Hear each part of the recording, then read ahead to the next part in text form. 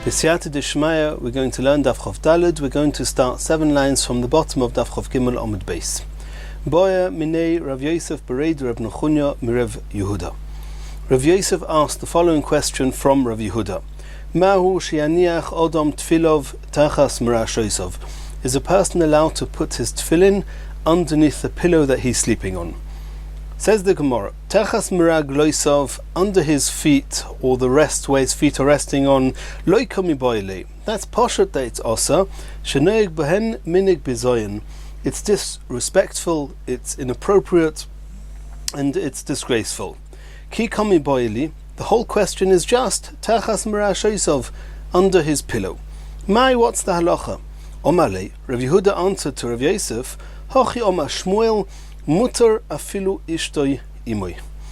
Shmuel said it's mutter to put one's tefillin under one's pillow, even when his wife is with him, and this is referring to even when a person is being mekayim mitzvahs oino.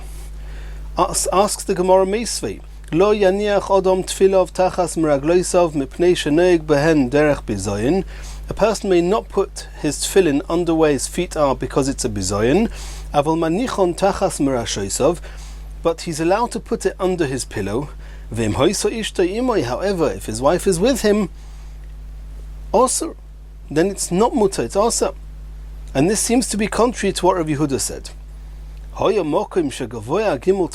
However, if there's a ledge, a place, 3 tfachim higher than him, or lower 3 tfachim, mutter, then it's mutter to put one's tefillin there. Tiyuvta de Shmuel tiyuvta. It seems from this brisa that halacha is not like Shmuel, that Rav Yehuda said in the name of Shmuel that afilu ishtoi imoy, it's muta. There seems to be proof against that.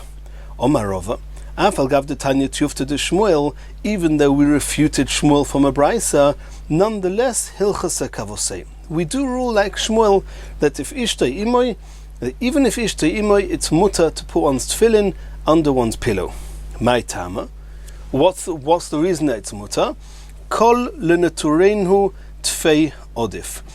Since the reason that the tefillin is being kept in the bedroom is in order to protect them, and we've seen this concept earlier on, that sometimes there are mice that can attack the tefillin, sometimes thieves can steal tefillin. In order to protect the tefillin, that takes precedence over any type of bizoyin that may be caused to the tefillin. It's true that preferably it's a bizoyin and one should not have the tefillin in the bedroom, but in order to protect them, it's mutar. Continues the Gemara, V'heicha monach lehu.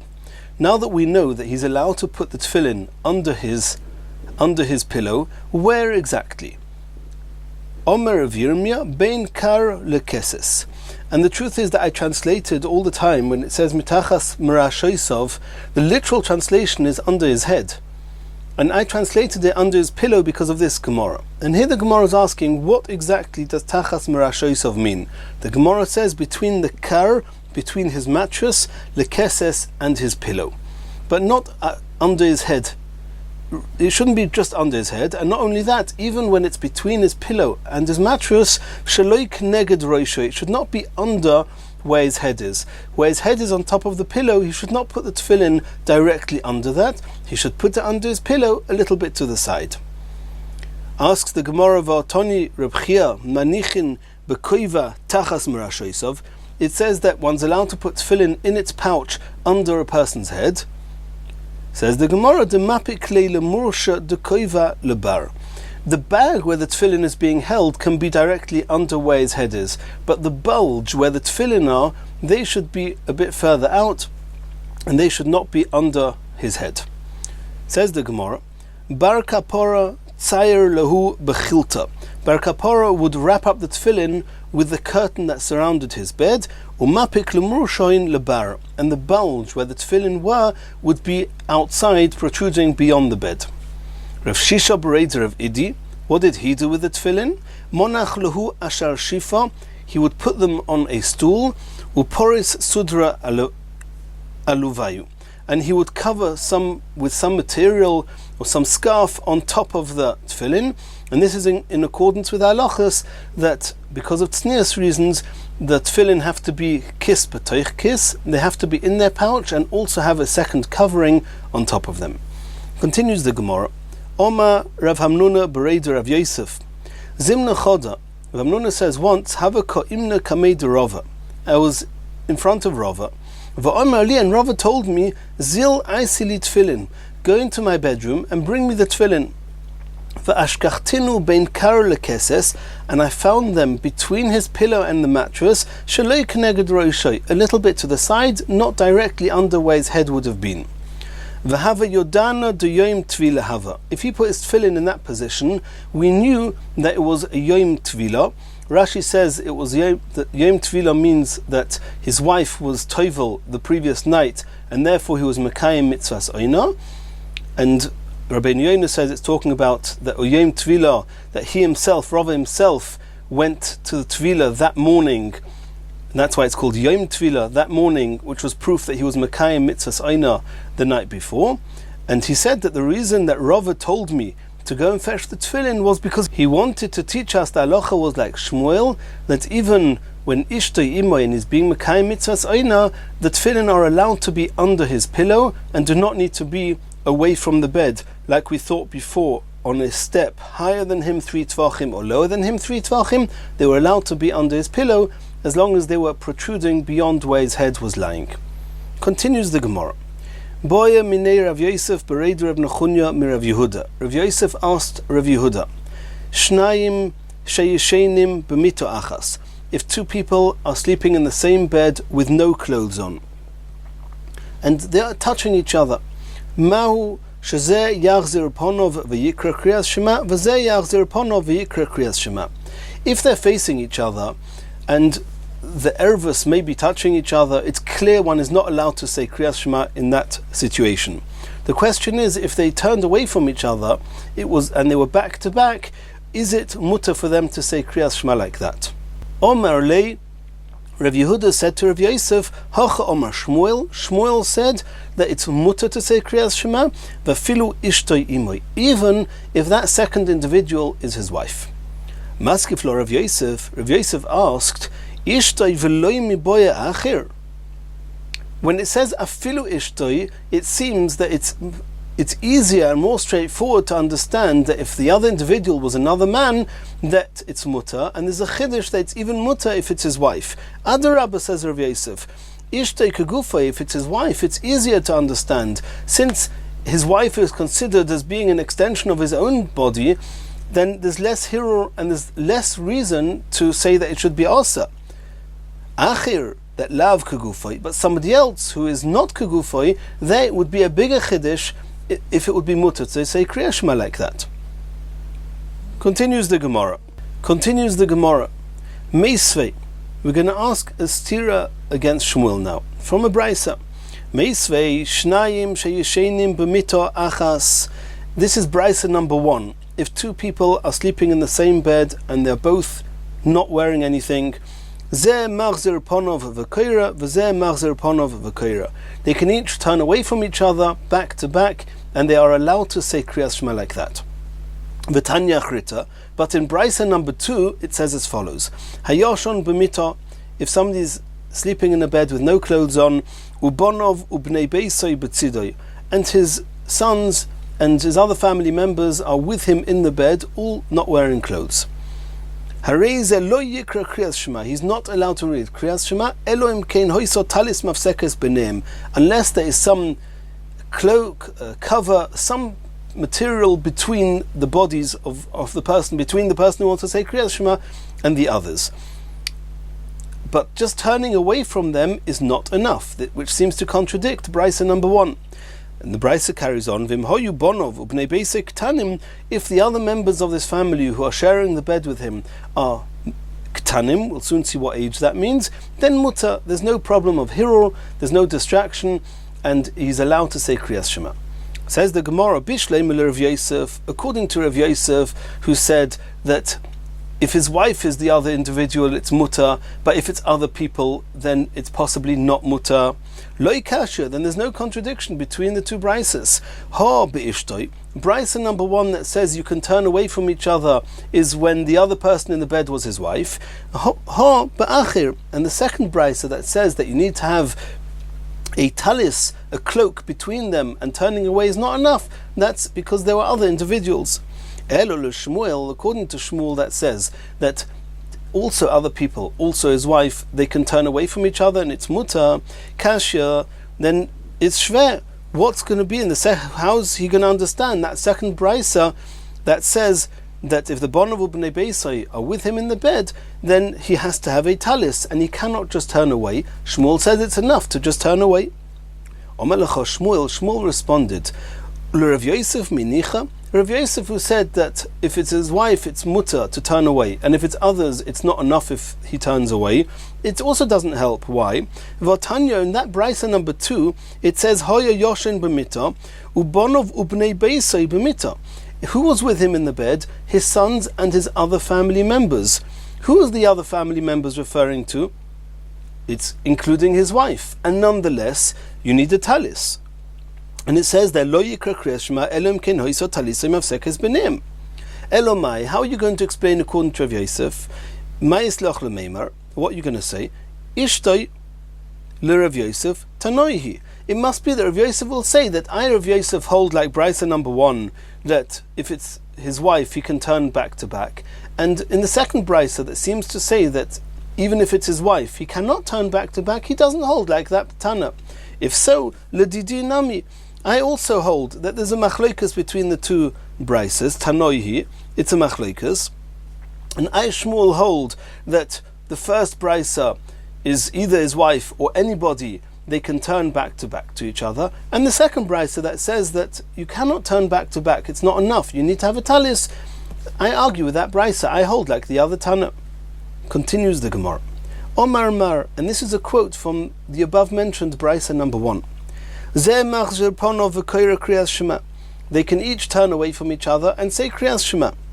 Says the Gemara, it's very good that if they're turning away from each other, then the erva, the private parts of each one, are not touching the other person.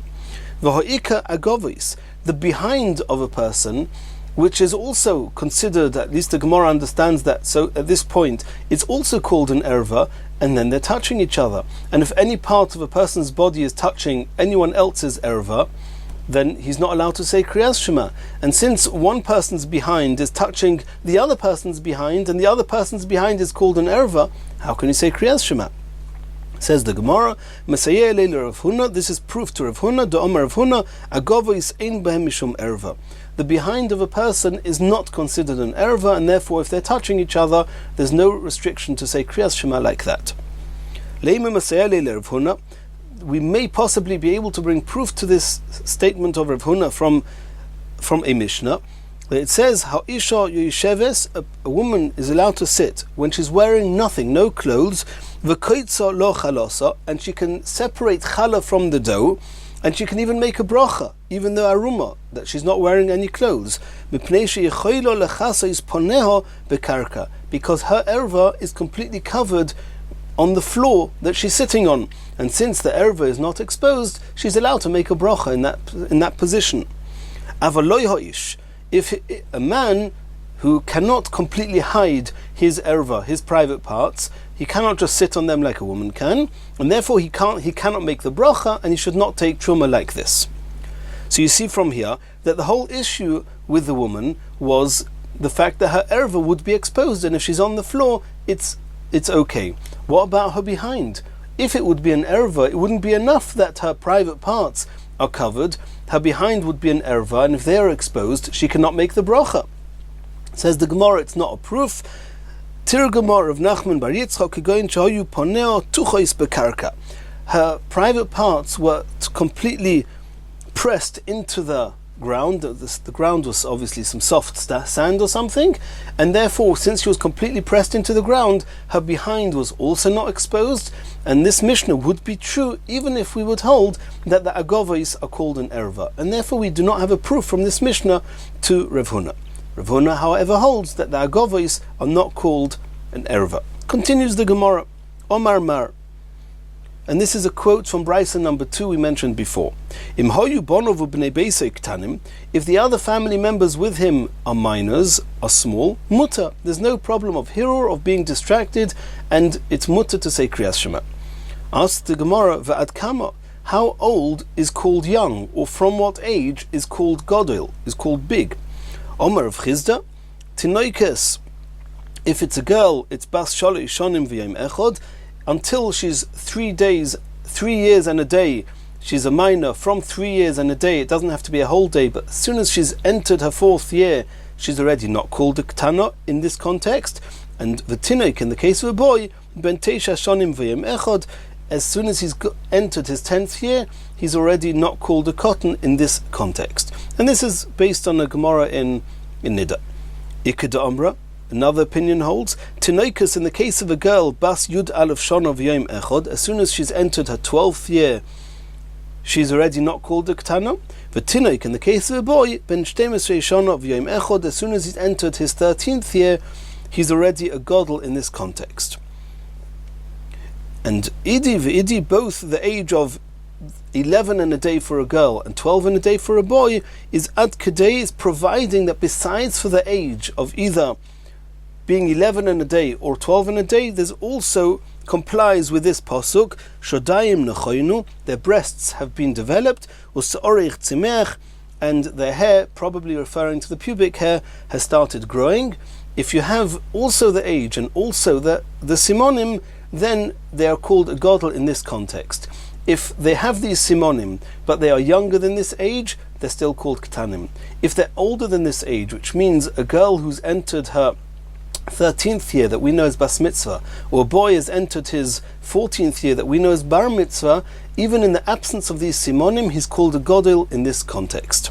And one is not allowed to say the Shema if they are there uncovered. Oma le Rav Kahana le Rav Ashi. Hosam, in the case of tefillin, we saw in the Gemara before, Oma Rava, Afel Gav Tuvta de Shmuel, Hilchas Kavasei de Shmuel, we saw at the bottom of Daf Chav Gimel Amud Beis, that in the case of putting one's tefillin under one's pillow, when his wife is with him and they're being Mekayim Mitzvahs Oina, even though there's a brisa that says that it's asa, nonetheless we paskenek Shmuel, as the Gemara explained, because we want to protect the tefillin. The question is, can we assume that in this Gemara of saying Kriyas Shema, the halacha is also like Shmuel, that afilu ishtay imoy, even if his wife is with him, and this has nothing to do with mitzvahs oina, she's just lying in the bed there with him, that Shmuel says that also ishtay imoy and also somebody else, anyone who's in the bed, they can turn away from each other and say Kriyas Shema. Is the halacha like Shmuel here too? Hochemai, what's the halacha by Kriyas Shema?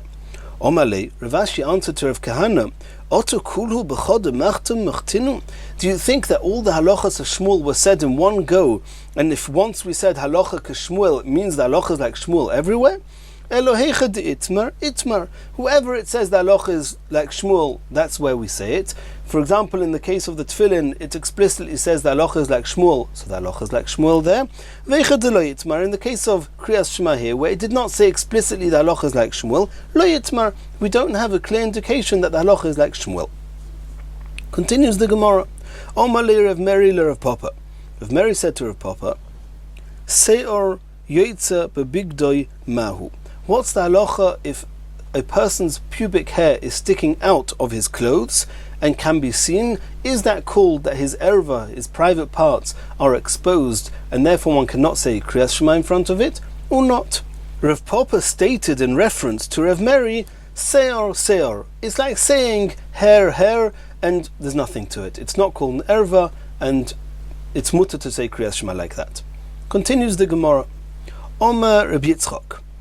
Tefach be'isha erva. Any place that the minig was, in that particular place, that these places of the woman are regularly covered, and this is even her face and her hands, if that's the minig. Any place that's normally covered and is now exposed, if it's exposed a tefach, it's called an erva. It's called as if she's naked in this context, and one is not allowed to say Kriyas Shema in front of her. Lemay, the Gemara is going to discuss in what context. Could it be that what Rabbi Yitzchak said, that tefach beisha erva, is regarding not Kriyas Shema, but regarding the issa to gaze at a married woman or any woman that is exposed in this way? V'ha'omer of sheishes. it can't be that to gaze at another woman, it's osa if there's a tefach is exposed. The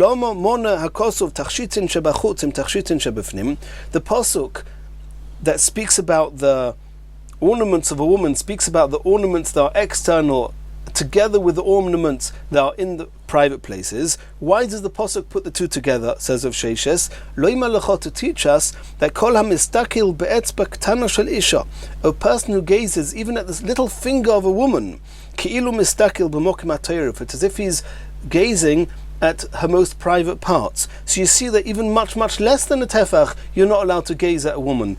So when Rabbi Yitzchak said tefach be'isha erva, he could not have been teaching us a halacha regarding the issa of gazing. Elo be'ishtoi, it's talking about his wife, and there's no issa to gaze at any part of his wife. Ula kriyas shema, and it's a halacha for kriyas shema that you're not allowed to say kriyas shema when exposed to an erva. What's called an erva? Tefach of even of his wife, but if she's revealed one tefach which is normally exposed, which is normally hidden, then it's called an erva. Omer of Chizda, Shoik ba'isha erva, the thigh of a woman is considered an erva. Shenemar, as it says in the pasuk, Gali shoik, ivri nahoris, you reveal your thigh, and that's how you'll pass through the rivers. Or siv, and the pasuk afterwards it says, Tigal ervaseich, your nakedness will be exposed. V'gam tire cherpaseich, gam teiroe cherpaseich, and your embarrassment will be seen. And the fact that the Gemara, that the pasuk calls the shoik with the term of erva, you see that shoik be'isha erva.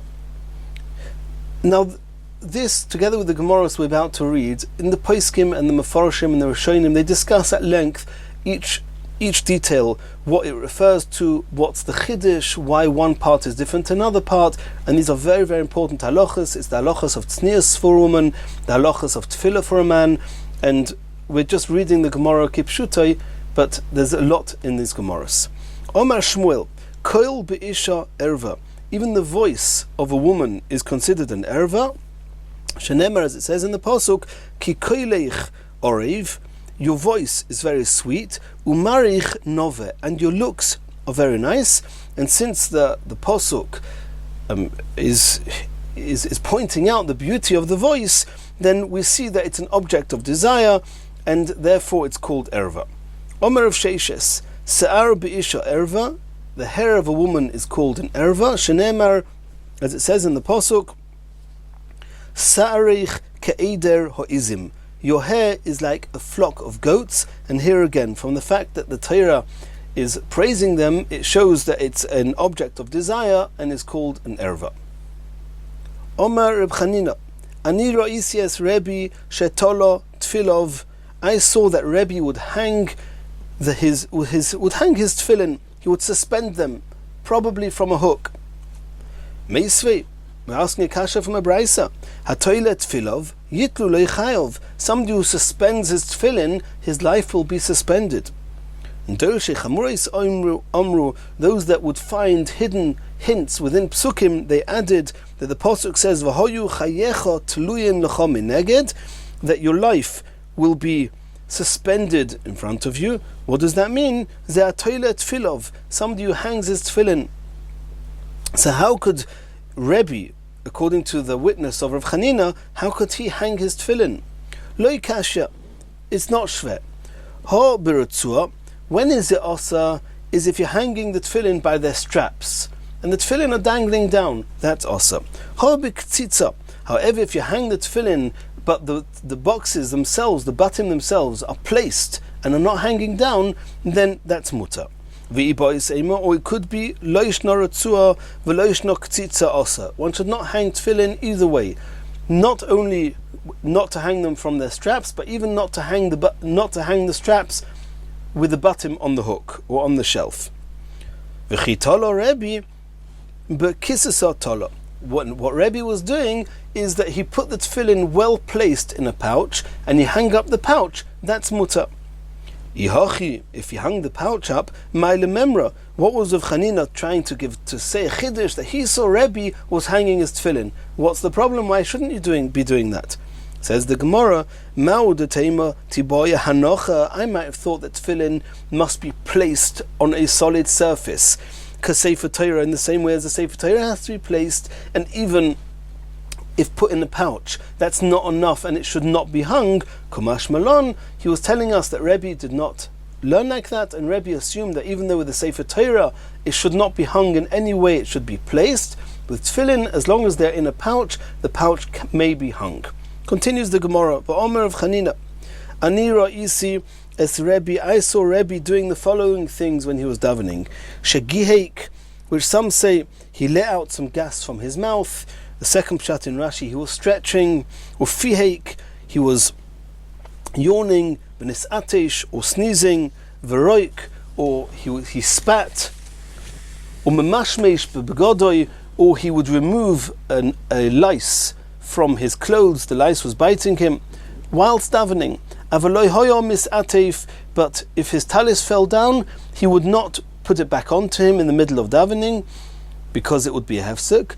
And when he was yawning, he would put his hand on his chin to cover his open mouth. That's what Rebbe used to do whilst davening. Meisvei, this seems to contradict the Brisa. The Brisa says, Hamashmiya koiloi bitfilosoi, if somebody raises his voice when davening, hareze miktane emono, it shows that he's lacking emunah, he's lacking faith, as if Hashem can't hear you when you daven quietly. Hamakbiya koiloi bitfilosoi, somebody who shouts when he davens, hareze minaviyeh sheker, he's similar to the Oivdei Avodah Zarah, the prophets of the idols. They used to shout and scream to their idols. Megahik umefahik, hareze migasi ruach. Somebody who is either megahik, as we already explained, or mefahik, who is yawning, he's very haughty. Hamisatesh, if somebody is sneezing bitfilosoi during davening, siman ralo, it's a bad sign for him.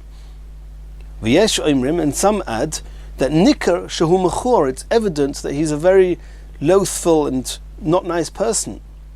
Haroik bitfilosoi, somebody who spits when he davens, ki'ilu roik bifnei melech, it's as if he's spitting before a melech, a king. So, and all these things that Rebbe was doing seem to be contradicting the Brisa that says that these are very, very bad things to be doing in davening. Says the Gemara as follows: Now we can explain. Kan le'ointzoi, Rebbe, these things happened to him. He didn't choose to do them. These are natural things that the body just responds, and it's okay. Kan le'rotzoine, when the Brisa says that megai kumafayik is migasi ruach, that's if you do it intentionally. Then that's a very haughty thing to do in the middle of davening. Elo misatesh amisatesh kashya. How could Rebbe sneeze? And when it says in the Brisa that somebody who sneezes, it's a bad sign. Says the Gemara, misatesh amisatesh nami lo kashya, it's also not kasha. I can answer it. Kan milamala, somebody who sneezes from his nose, that's okay. Kan milamato, but somebody who's letting out gas from below, that's a bad sign. The Omer of Zera, said, Ha milsa ivlo li beirav. This halacha was made known to me in the Beis Medrash of Beirav Hamnuna, utekilo li kikula talmuda, and it's equal to me like all the Torah that I've learned. He appreciated it very much. What did he learn? Hamisatesh b'tfilosei, somebody who sneezes from his nose whilst davening, siman yafalo, it's a good sign for him. Kashem she'oisim lo nachas ruach milamato, in the same way as he has this feeling of satisfaction when sneezing. Here in Olam Hazeh, kach oisim lo nachas ruach milamala, so too he gets satisfaction. They're giving him satisfaction, and he's deserving of satisfaction in Olam Haba. Elo rok arok kashya. How could Rebbe spit when the Brisa says that somebody who spits is as if he's spitting in front of the Melech? Says the Gemara, Rok arok nami lo kashi. I can answer that as well. Efshar could Rav Yehuda. Maybe we can understand it based on Rav Yehuda. The Omer Rav Yehuda. Hoya oimeid betfilah, somebody was davening. V'nizdamin lo roik, and saliva started collecting in his mouth. Mavlioi betalisoi, he absorbs it into his cloak. He spits it into his cloak. Ve'im talis noehu, if it's a very fine cloak and he doesn't want to do that, mavliai ba'afrak susoi, he can put it into the straps of his turban that they used to wear. And when the Brisa said that somebody who spits, it's as if he's spitting in front of a melech, that's if he spits on the floor, not into a cloak. Continues the Gemara. Ravina havakoya choyre dervashi. Ravina was standing behind Dervashi, nizdamin loiroik, and some saliva started collecting in his mouth. Pot keila achire, he threw it behind him, he spat it out behind him. Omale, Ravina said to Ravashi, loisovar lo mar lohoder of Yehuda, mavlioi ba'afrak susoi. Do you not hold of what Rav Yehuda says, that you shouldn't spit it out, you should put it into your cloak? Omale ano anine datoi. I had no choice. I'm a very sensitive type of person, and it would disgust me to spit out my saliva into my cloak, and therefore I was allowed to spit it behind him. Continues the Gemara. We saw in the Brisa hamashmiya koiloi bitfilosoi, somebody whose tefillah can be heard, somebody sitting next to him or standing next to him can hear him davening. Hareze miktane emuna, he's lacking in emuna if he assumes that Hashem cannot hear him when he's davening quietly.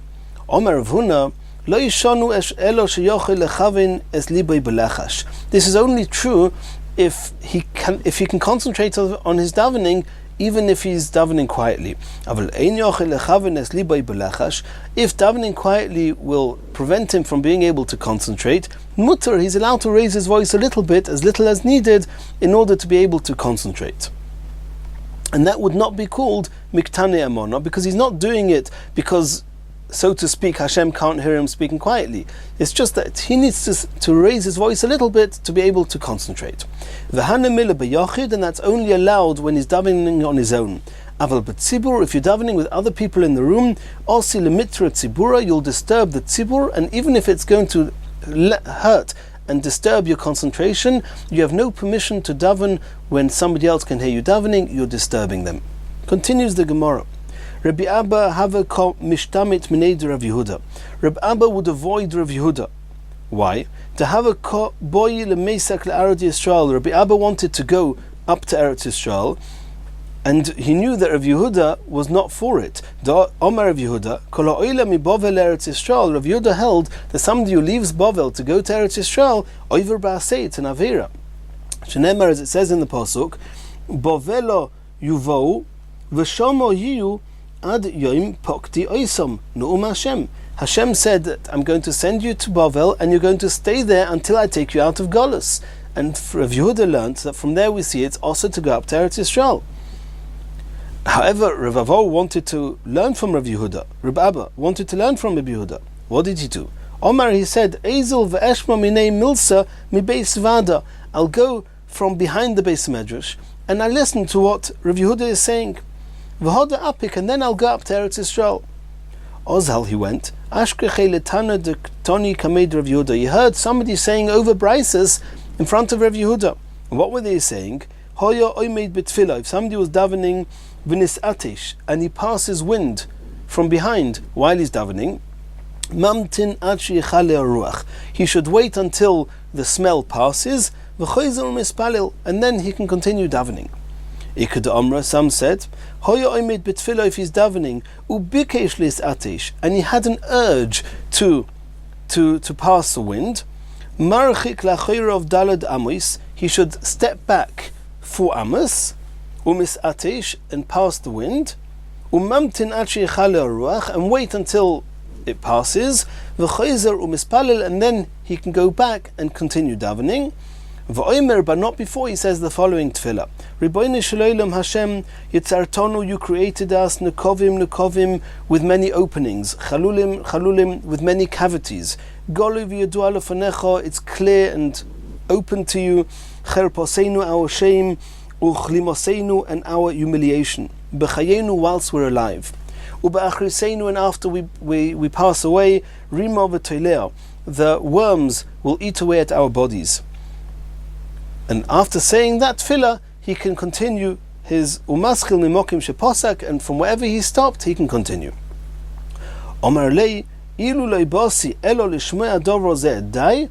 He said that even if I would have come just to hear this halacha, it would have been enough, it would have been worthwhile. Continues the Gemara, Tanu Rabbanon, Hoya Yoshen Betalisoi. If somebody was in bed without any clothes on, but he was covered over by his sheet, and he cannot even stick his head out of his sheet because it's so cold. But he has to say Kriyas Shema, and Zalacha that if his eyes and his erva, his private parts, are in the same place, in the same rishus, then you cannot say Kriyas Shema.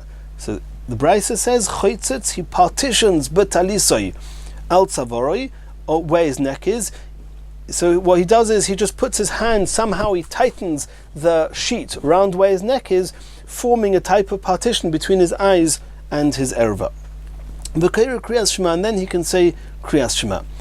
We saw a similar thing in the Gemara before, in the Mishnah actually, that if he's a Bal Keri and he went to Toivel and he's in the mikveh and it's time for Kriyas Shema and he does not have time to get out, so his head is above the water and his body is under the water, and that itself acts as a separation. Says the Gemara, V'yesh oimrim aliboy, and some say that he has to make a partition over his heart because his heart is not allowed to see the erva. The Tanakama are liboy royas erva. The Tanakama who says that it's enough to make a partition where his eyes are, between his eyes and his erva, where his neck is, what are they going to say? His heart can still see the erva. Says the Gemara, Kasova liboy royas or erva muta. The Tanakama holds the problem is only his eyes seeing the erva, or being able to see the erva, and not the heart. Continues the Gemara, Omar Rav Huna, Omar Rabbi Yochanan. If somebody is going in the filthy alleyways and he wants to say Kriyas Shema, maniach yodo al piv, he covers his mouth, the mouth that are going to say the holy words of the Kriyas Shema, he should cover them. V'koyer Kriyas Shema, and he can say Shema, because his mouth is covering and is a mechitza, is a partition between his mouth and the filth in the alleyways. Omalei Rav Chizda said to Elikim, oh my God, as they say, Hashem, Im Omra li Rabbi Yochanan bepumei, even if Rabbi Yochanan would tell me this halach himself, not just he heard it from Rav Huna in the name of Rabbi Yochanan, lo yitzai sinalei, I would not listen to him. There's no such thing as being able to say the Shema in the filthy alleyways. Ikad Omra, others say, Omar Rabba Bar Bar Chona, Omar Bishua ben Levi, Hoya mahalich b'muvois hamutunafos, maniach yodei al piv v'keir Kriyas Shema, like we saw before in the name of Rabbi Yochanan. Omar Lei, Rav Chizda, and here again it was Rav Chizda who responded to Elikim. Im Omar li Rabbi Shua ben Levi b'pumei, even if Rabbi Shua ben Levi would tell me this halacha himself, lo yitzai sinalei, I would not listen. Rav Chizda clearly does not allow somebody to say Kriyas Shema whilst walking through the filthy alleyways. Says the Gemara, Umi Omar Rav Huna hachi, did Rav Huna really say such a thing that whilst walking through these alleyways one can say the Shema providing he covers his mouth? V'ha'omar Rav Huna said, Talmud Chacham also lo yilamid b'mokim hatinofes. It's also for Talmud Chacham to stand in the filthy places. Lefisha ef shelo yilamid b'li hirur. It's not possible for a Talmud Chacham to be standing without hirur Torah, without Torah thoughts.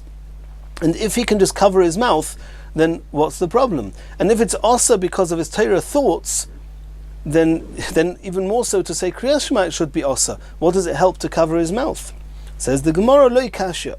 Kan ba'oimed, kan b'mahalech. To stand in the filthy places, that's called making this your place. And there's halacha v'hoyo machanecha kodesh. If it's your place, it has to be clean. And if there's filth there, then it doesn't matter if you cover your mouth, you don't cover your mouth, you cannot think or say dvarim shebekdusha. But if you're just walking through, then it doesn't become your place, and providing that you're covering your mouth, you can even say Shema. Continues the Gemara, Umi Omer Rabbi Yochanan hachi. Did Rabbi Yochanan really say that a person is allowed to say the Shema whilst walking through the filthy alleyways? V'ha'omar Rabba Bar Bar Chona Omer Rabbi Yochanan. B'chol mokei mutar laharer b'divrei Torah.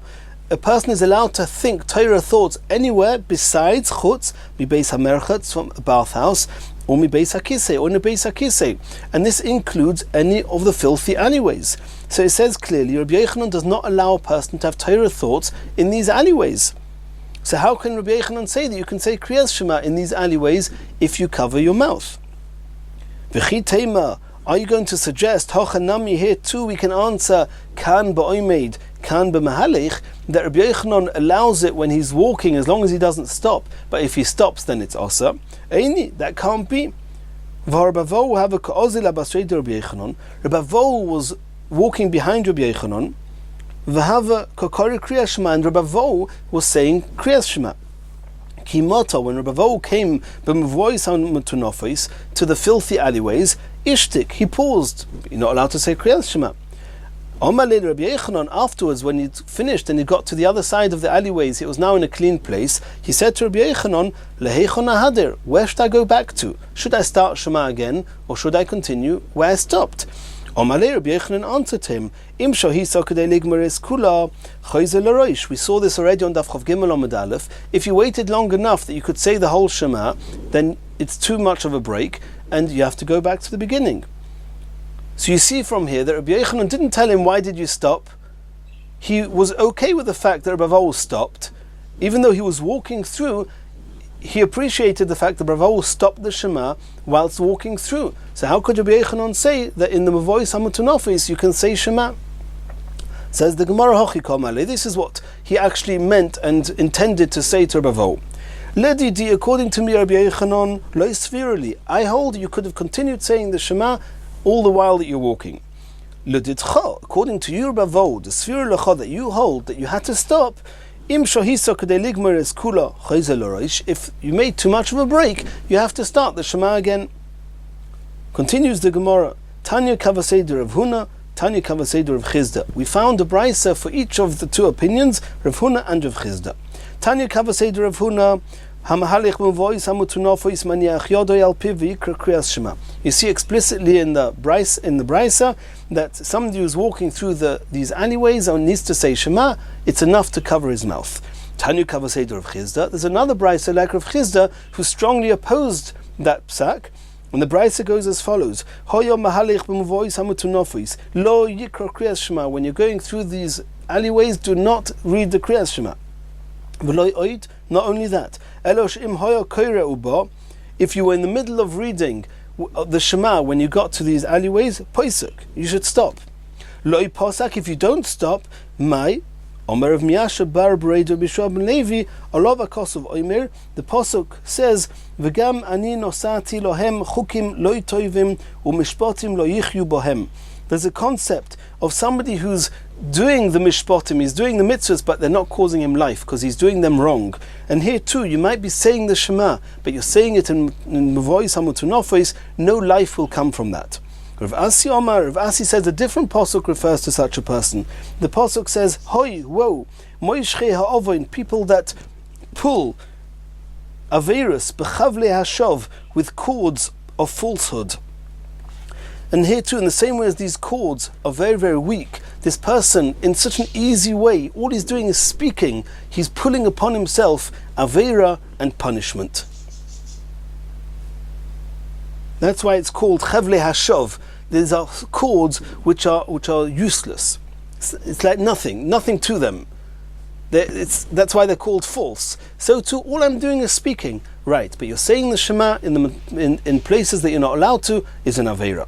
Rav Ada bar Ava Omar Mehocha, he says that which pasuk is referring and applicable to such a person, Kidvar Hashem bozo. He scorned Hashem. You're saying Shema, but look where you're saying it, in the filthy alleyways. Ve'im posak, and if he does stop saying the Shema when he comes to these places, Maschoroi, what will be his reward? Omer bavo Olov akosov oimer uvadovor azeh tarichu yomim. You're going to be deserving of arichos yomim. And in Mitzvah Hashem, in our next share, we're going to start from here.